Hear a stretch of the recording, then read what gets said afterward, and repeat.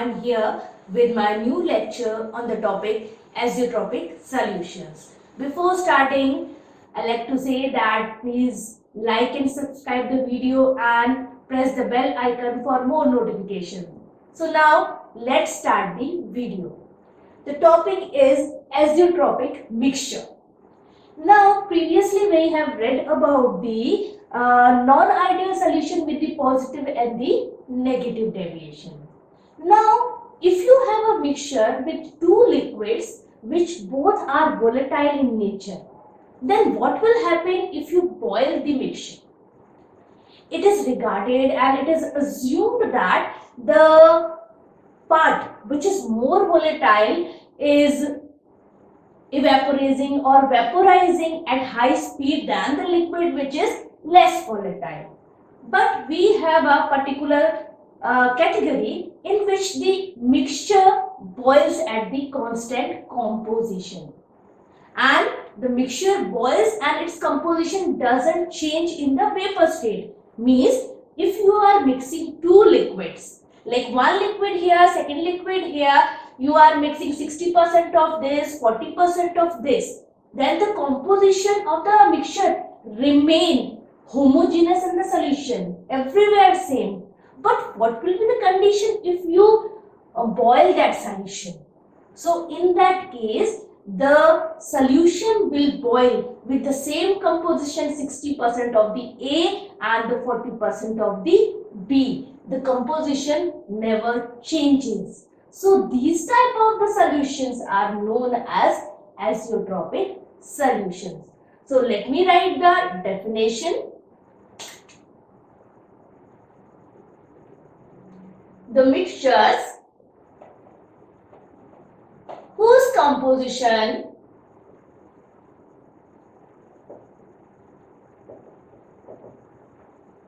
will not change in vapor state at boiling is known as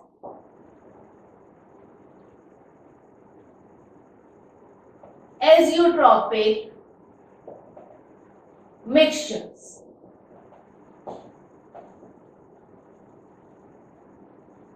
Now these mixtures are of two types: minimum boiling point azeotrope and maximum boiling point azeotrope. So let us understand that what are these types.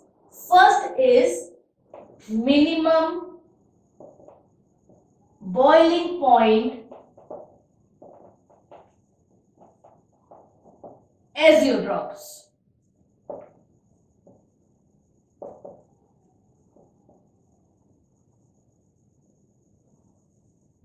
Now, what this category deals with? This category deals with that the solutions which you are taking to make a mixture, if these two solutions are showing the positive deviation. Positive deviation means they vaporizing faster than the Raoult's law. So, if they are doing so, they are reaching to the boiling point pressure at the higher speed, means they require the lesser temperature. So if they require the lesser temperature, the mixture boil at the low temperature. So they are giving you the low boiling point azeotropic mixture. So with the positive deviation and minimum boiling point. So let me give you an example, that is water and ethanol. Now the boiling point of water is 327 while the boiling point of ethanol is 351.3. Now the boiling point of these two liquid is this one and the boiling point of mixture is 351.1. So the boiling point of mixture is less than the mixture of both these liquids. Okay, so this type of phenomena is known as minimum boiling point azeotrope, when the boiling point of the mixture is less than the two liquids. Fine. Now the second one. Second one is maximum boiling point azeotrope.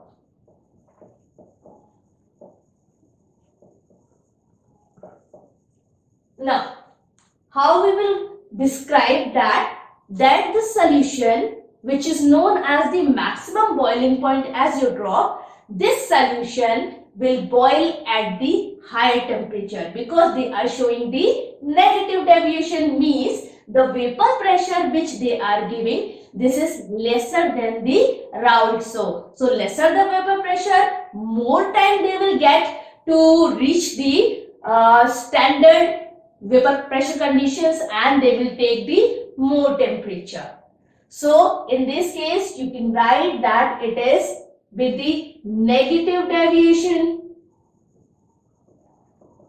and maximum boiling point. So I'll give you example, that is water and HI. You know that the boiling point of water is 373 and here it is 239 Kelvin. Now the boiling point of mixture is 400 Kelvin. So you can see here it is 373, it is 239 and the mixture's temperature is 400, which is much more higher than these two liquids. So the mixture with maximum boiling point azeotrope. Okay. Now we will move to our next topic. Our next topic is colligative properties.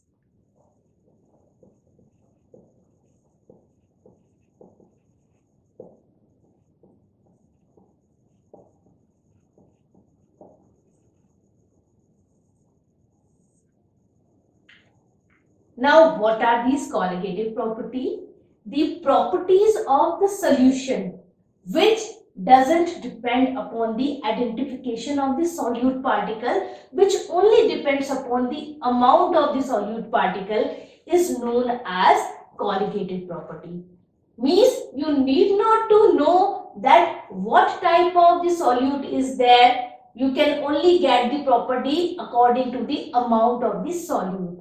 So here, by this colligative property and the different values of the colligative property, we will deal with the molecular mass of the solute.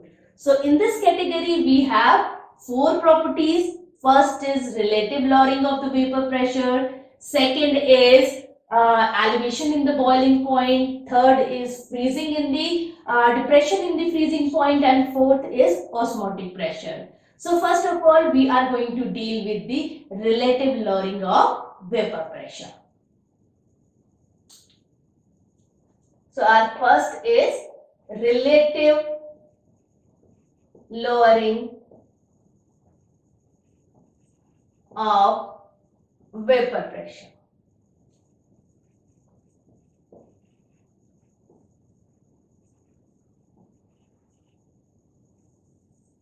Now we have previously read in the Raoult's law formula that the relative lowering is known as delta P upon P naught is equal to XB. So here it is decrease in the vapor pressure, here it is the standard pressure, and this XB is the mole fraction of the solute particle. So this you can write delta P is equals to P naught minus P. Okay. So you can write it P naught minus P upon P naught is equals to XB. Okay. So how to calculate molecular mass of the solute particles? So here we have a derivation, calculation of molar mass of solute.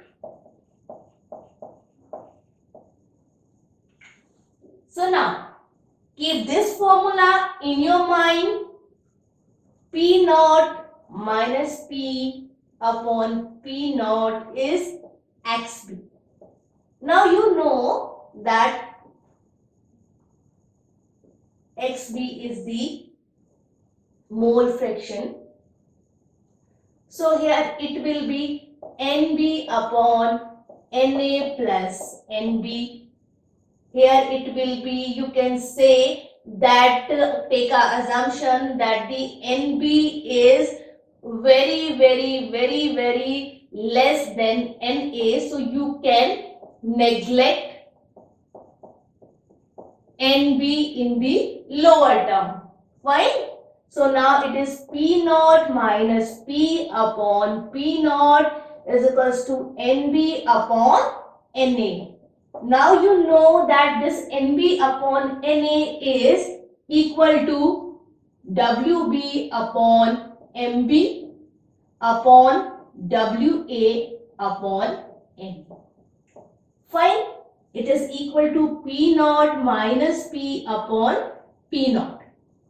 Now if you want to calculate MB, how you are going to do? WB upon MB into WA into MA. You are going to write this way because these four terms will shift themselves, okay, and rearrange like this. So now MB is equal to WB into MA, P naught minus P upon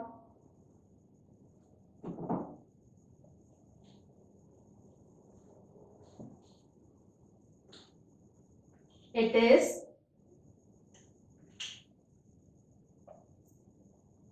WB into MA into P naught upon WA P naught minus P. So this formula will calculate your molar mass of the solute. Okay, you are just cross multiplying and you are cross multiplying this one WB into MA into P naught, this one, and then P naught minus P comes in the denominator with WA. So you can calculate your molecular mass of the solute by this formula.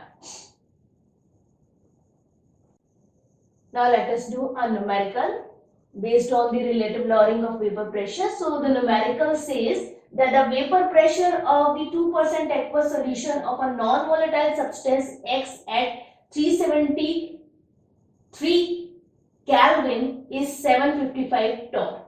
Calculate the molar mass of the solute, giving that vapor pressure of pure water at 373 Kelvin is 760 torr. So now when you are solving this type of numerical, first of all write that what is given in the numerical. So for solution, first of all I'll write that what is given in the numerical. Now it is 2% aqueous solution. So means WB is 2. Weight of the solute. Now if weight of the solute is 2, what will be the weight of the solvent? That is WA. 100 minus 2, that is 98. Fine. Now the solution is always, it is aqueous solution is written here. The solution is made up in the water. So our solvent is, that is water. So if our solvent is water, the Ma means molar mass of the water will be 18, because the molar mass of the water is 18. Now Mb, that is molar mass of the solute, that you have to calculate. Next thing, that the vapor pressure of the solution is given, and that is 755. So you can say that the pressure is 755. Fine. Now, what is given here? Vapor pressure of the pure water at 373 Kelvin is 760 torr. So you can say that the P naught is 760. So each and every value is given to you. Fine. So now your formula is WB is equals to